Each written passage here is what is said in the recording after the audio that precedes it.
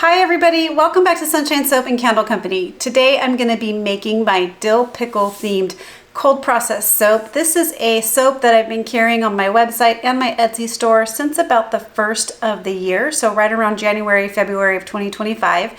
And we are currently sold out, so I'm going to go ahead and restock it. So I thought I'd bring you along for that process and show you how I make it. All right, let's get started. All right, so this bucket is full of melted olive oil, palm oil, castor oil, coconut oil, shea butter, stearic acid, sweet almond oil, and grapeseed oil.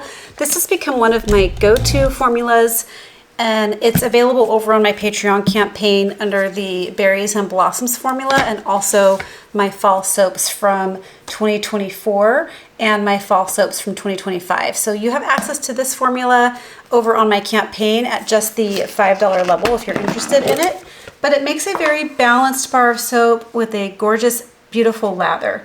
And actually the way that the soap looks is just superb. So very, very good recipe.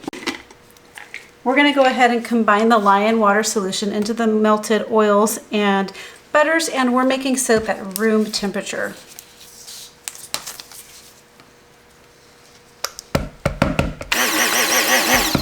This is the first of two batches I'll be making today. I'm going to be restocking one that I haven't done in a long time, my confetti soap.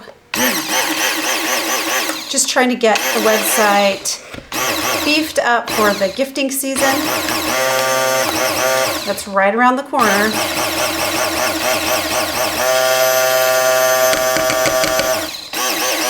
Now, the first time I made this dill pickle soap, I was super interested in seeing if I could make it with pickle brine. And so my last, my first couple batches of this I made with actual pickle brine that I made myself, and it can be done. This time I'm not using pickle brine. There's not really a reason to. The smell of the pickle brine does not come through in the finished product, so it's sort of a waste. And actually, I think it might affect the texture a little bit because it does lower the pH of the soap a little bit. So we're just going to stick with regular lye and water solution. Okay. So I need to split this off. This is a layered soap. So I'm going to go ahead and split a little bit off for the middle layer, just a little bit. Maybe a little bit more. And I just eyeball this part. I mean, I guess you could get a little more technical with it and weigh it off. So we're sitting right at 2 quarts of soap. So I'm just gonna, this is gonna be now weighed in half, measured in half here for the top and the bottom layers. Okay. So we wanna make sure and do each layer separately because I am gonna be doing a little bit of texturizing or sculpting the soap, and so I want each layer to set up individually independent of the other layers. So if you add fragrance and color to all 3 of these, then you could get some pieces or some parts accelerating too fast before you're ready to pour it in. So I'll show you how I fix that. So we're going to make this the bottom layer. So I'm going to go ahead and add in the green color that I'm using. This is Green Vibrance by Nurture Soap. It's a perfect green for this cute pickle soap here. It does morph, but it does come back. So it's going to look, when I'm making this soap, it's going to look real nasty, like not a nice green color, and you'll see it change as I blend it into the soap. But then it does turn, after about 24 hours of curing, it does turn back to this beautiful, like kind of Kelly green color. So we're gonna go ahead and add in a little bit here. Oh, probably about a teaspoon or so. Nurture soap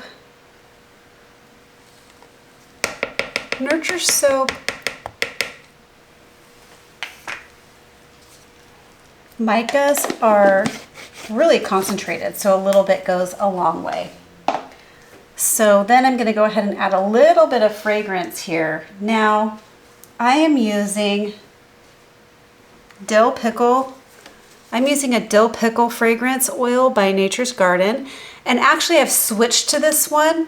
The first couple batches of this Dill Pickle soap, I was using a different one. In fact, I'll get it so you can see what it is. It's Dill Pickle, that's what it's called, and it's from the Candle Maker's Store. And this one does smell pretty different than this one. The Nature's Garden one out of the bottle smells exactly like a dill pickle. This one smells like, it's softer. It's not as like prickly as a dill pickle fragrance, although it does kind of turn once it's added into the soap. It does get a little bit more like briny and picklish, but it's definitely softer. It has some like maybe floral and cucumber notes, where this one smells just like a dill pickle. So the reason I'm switching over to this one, the Nature's Garden one, is because this one from the Candle Maker's Store, although it does smell really good in the finished product, it slows down trace. So that makes the soap move really, really slowly. And with a layered soap, I get impatient and I want things to go quicker. Like, it was the slowest moving soap I've ever made was with that dill pickle fragrance that I just showed you. So if you can be patient and work with it, it does work. It just takes a really, really long time to get it to set up.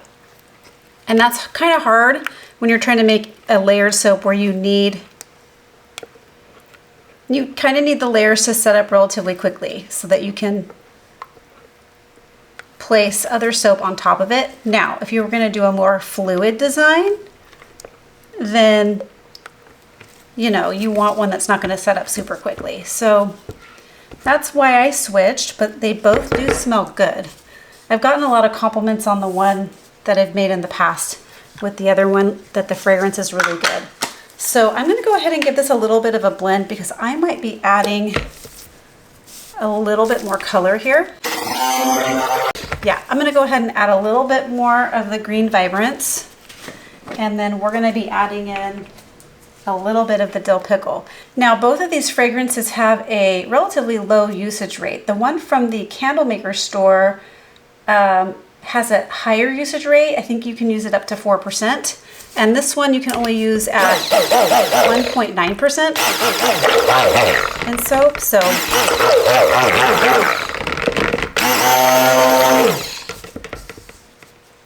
we're going to go ahead and just pour about 1/3 of this into here. All right, so you can see the color, the green color is starting to morph and turn to a weird green color already. And what I'm going to do is go ahead and blend this up to like a medium trace before I get it poured into the mold. Again, I'm going to be sculpting this a little bit, so I want it to have a little bit of a texture.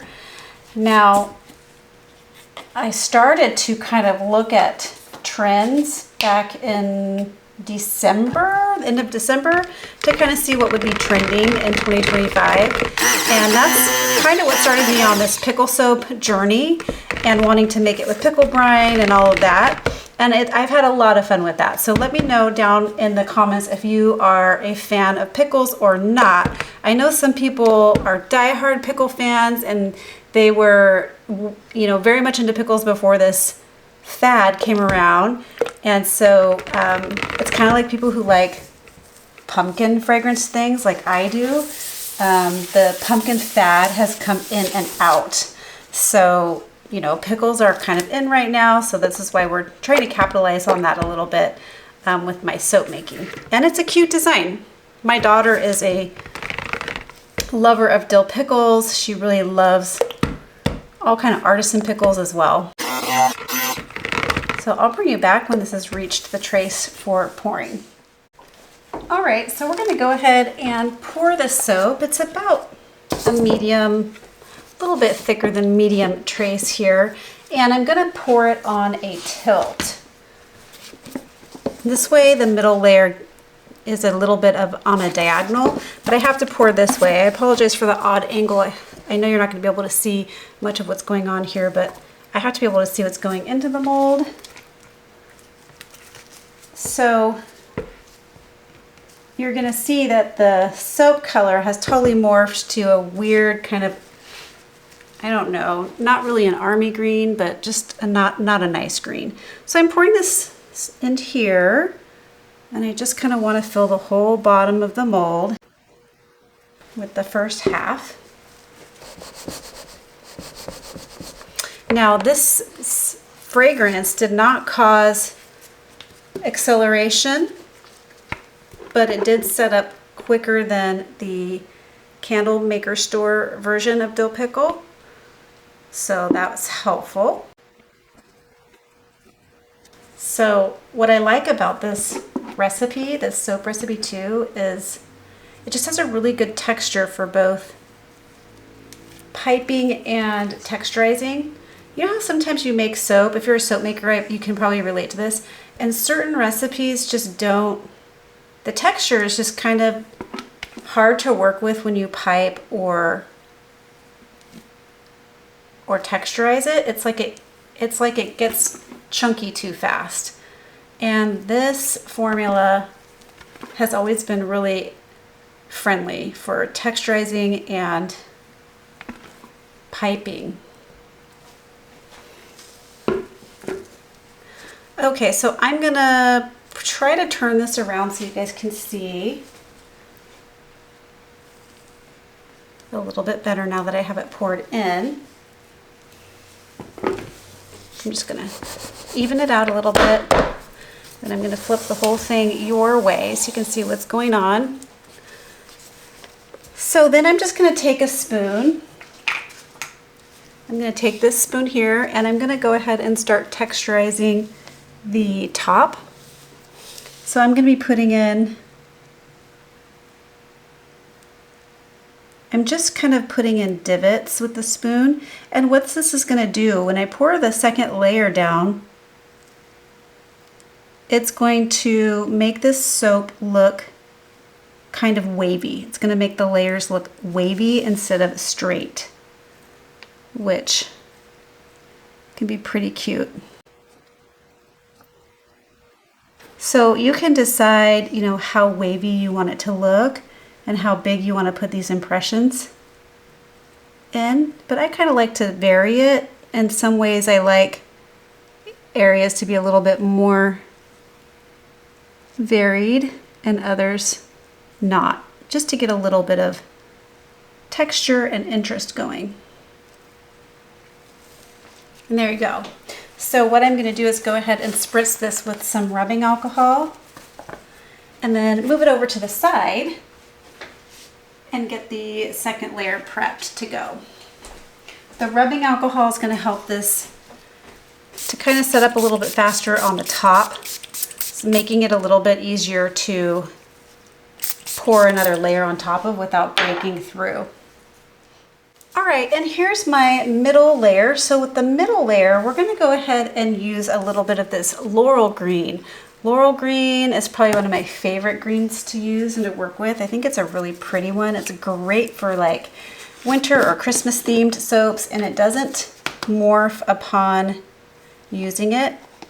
It's a little bit of a softer green, but it's got a beautiful shimmer to it. I'm probably gonna use about a teaspoon. And then I'm gonna add a third of the fragrance in there.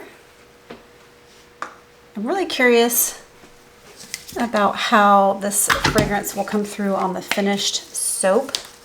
So I'll let you know that when I cut it as well. But sometimes you don't know until after the full 4 weeks of cure time. So I just think that's such a nice green color. This is gonna go right in the middle. All right, I'm gonna stop there because I want this to be nice and pourable over the top.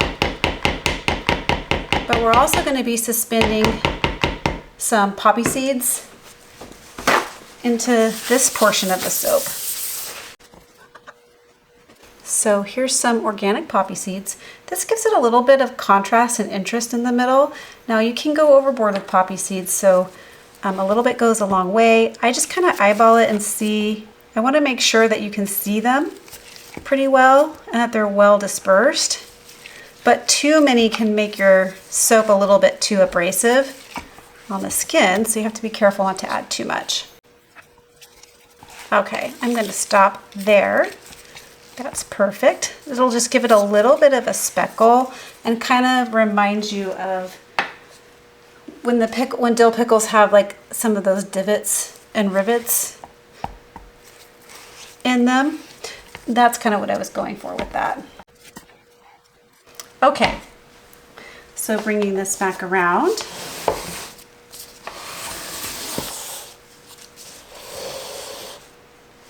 This looks pretty well set up, so we're gonna go ahead and spray it one more time with rubbing alcohol because that will help the soap to kind of spread along the surface area here a little easier. Okay,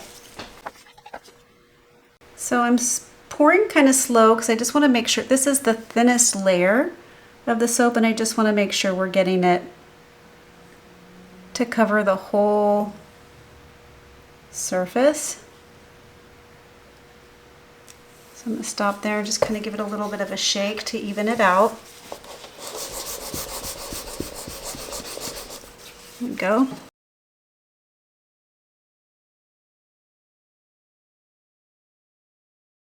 Smells pretty good as I'm making it.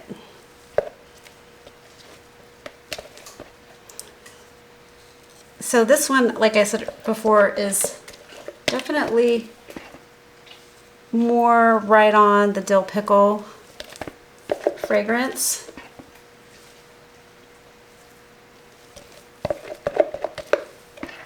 The other one is softer, like I said, but interestingly, it does get a little bit more vinegary or briny after it sets up. So I'm just going to take my spoon here and just kind of make sure I'm evened out before I start texturizing. I'm going to give this another little shimmy just to kind of even it out. I know with this time of year, it's fun to get a little bit more creative with your soaps and try to appeal to a wider audience of people that might be buying gifts for friends and family, about, you know, trying to get them things that they like or that they're into or that would be fun for them. So let me know in the comments also, what is your favorite type of soap to make? And do you like to make decorative soaps, all natural soaps, a combination of both? What's your favorite kind to make?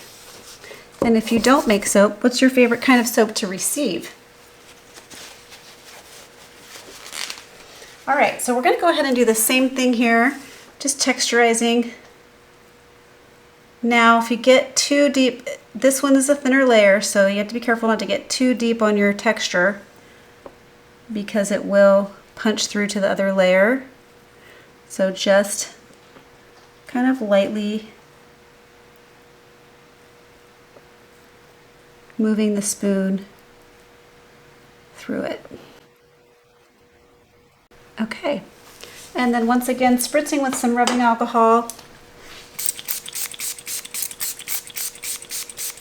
and moving it over to set up while I prep the other layer. Looking great. Okay, now this is the top layer. We're going back to the Green Vibrance mica. Now, if I had added color and fragrance to this one at the same time that I did the top layer, this would be completely set up by now and not pourable. So this is why you do these sculpted layers in batches. So I'm gonna go ahead and add in, this took quite a bit of green to get that nice pop. And the last bit of my fragrance now going in. So this one is only, you can only use this one at 1.9% load in your soap. And interestingly, you can use it at a higher rate in lotion. Now, I don't think anyone wants to smell like dill pickles.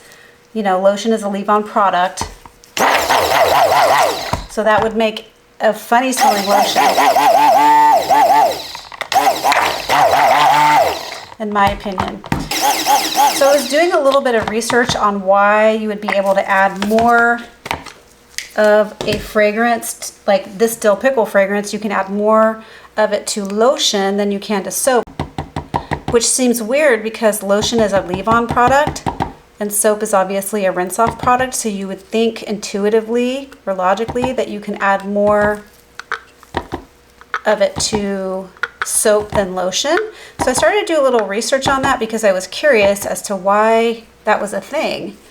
And it's interesting, the science behind it is kind of interesting. So it's about the application, not necessarily that it's rinse off or leave on. So a soap, you're going to be using it in hot water or warm water, therefore opening up your pores and making your skin a little bit more susceptible to irritants. So, and you're using the soap over a wide range on your whole body. So that's taken into consideration when they decide usage rates. And also water, it's a water soluble product. It's gonna work and lather with the water and then rinse down the drain. And that process actually, because there's not a lot of buffering going on, like there is with lotion, so that process also is taken into consideration. So with lotions, use a lot of oils and emulsifiers, and those products act as buffers on your skin. So although you're applying lotion kind of widely to your body, the emulsifiers and oils act as a buffer, kind of protecting your skin from irritants. So that's why you can use more in a lotion than a soap in some cases. Not all cases. Always check your usage rates. Always, always check your usage rates. So pouring that last layer on, what a strange color this turns. Don't worry, it'll come back to a beautiful green. So this top part, we're going to be putting a different kind of texture on it. So we're going to allow it to set up just a little bit more. And I'm going to take a spoon and push up the sides of the soap to kind of create a little bit of a mound effect. So I'm going to take my spatula and just kind of first smooth down the top just a little. And I'm going to let this set up for just a few minutes to get to a consistency that will hold kind of a thicker texture. So I'll bring you right back. All right, looks like we're now at the perfect texture to go ahead and kind of mound the soap up. So I'm going to start on this side just by kind of taking my spoon and pushing up a little bit towards the middle. It's easy to get uneven here, so just try to do the best you can.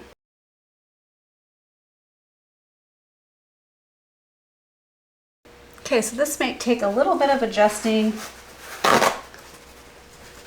on the other side once you get that second side done, if you want to get it a little bit higher. So just kind of going back through on a second pass.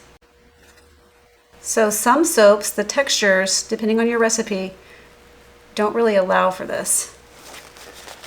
They just get too kind of chunky, and especially not a second pass. So if you're looking for a recipe that's good for this, this is a great one. So I'm just gonna go ahead and take my spoon and just kind of flat, I'm just gonna go like this across the top and kind of smooth out some of those ridges. Okay, now I have the fun part. This is the fun part. All right, so we're gonna be placing these cute little pickle chips right on top, and don't worry, when this comes back to its normal green, these two colors look really good together. These were colored with Mad Micah's Crazy Eyes, but you could just do more green vibrance if you want, or laurel green if you like. So, whoops, aren't those cute and realistic looking? So we're just gonna go ahead and place one in each. I have my mold marked, so each slice of soap will get a little dill pickle chip. So fun. And I did fragrance my embeds a little bit as well, and they smell good. These were made with the Suds and Glow Clear Melt and Pour Soap by Nature's Garden, and it's retaining the dill pickle soap fragrance really well. So if you just wanted to make a cold process one, if you just wanted to make a melt and pour one, it seems to be working really well in the melt and pour. I added a little bit in this melt and pour. So usually I don't scent my embeds, but I was hoping to kind of test out how it worked in melt and pour soap as well versus the cold process soap, because I want to see, maybe I want to make a melt and pour pickle soap as well. I've seen some pretty cute ones actually in the shape of pickles, like in the shape of a dill pickle. Those are cute. I've seen those soaps. In fact, I saw a little news report somewhere in the country, I can't remember, this was several weeks back. Somewhere in the country had a dill pickle festival where they had like pickle ice cream. If you guys saw that on the news, let me know where that was at. But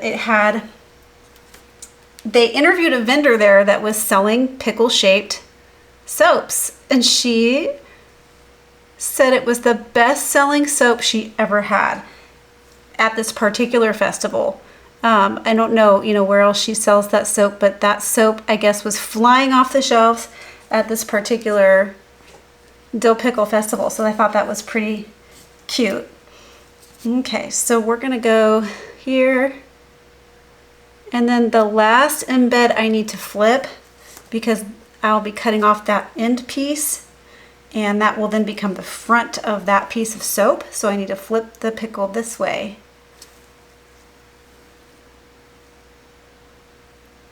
And then that will be the piece we trim off. Okay, so the fun is not over yet. Still a couple little steps here to go. So I like to top this soap with more poppy seeds and a little bit of silver glitter. And this will really pop when the soap comes back to that beautiful green that we're expecting it to turn back to. This black looks really good against that kind of Kelly green color.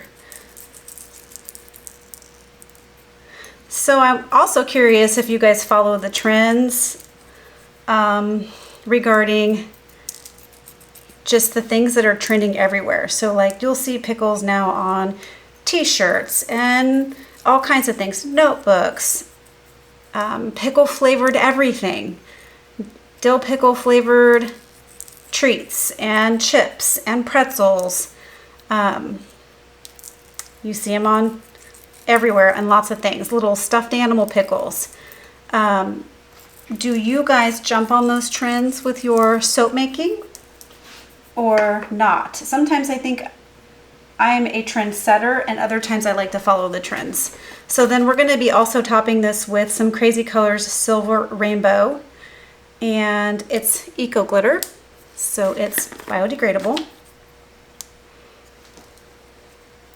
It looks kind of weird right now, but I promise when this comes back to that beautiful bright green color, you will love the silver glitter on top. Super cute.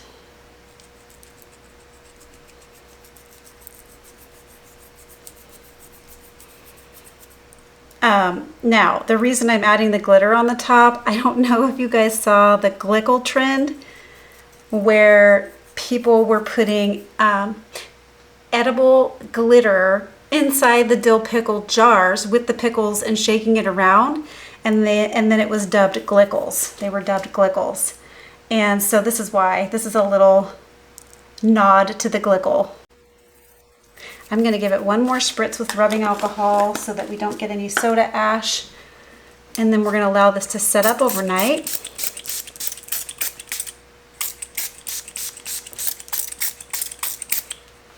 And there it is, everybody. That's the making of your kind of a big dill pickle soap. Stay tuned for the cutting. All right, it's been about 24 hours and this pickle soap is ready to cut. And as predicted, that green came back to a beautiful bright kind of Kelly green color. So let's see what it looks like on the inside. And that's what the glitter looks like on the top when it's the right color green. So let's go ahead and give this a cut. I am going to start by just cutting this little end piece off. And I was able to sculpt this soap a little bit, I guess more detailed, because the soap did set up, as you saw when I was making it, easily enough for me to create beautiful swirls and textures. So we're going to go ahead and just slice into this.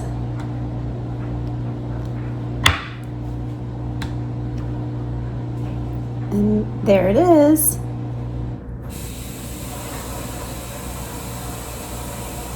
Super cute.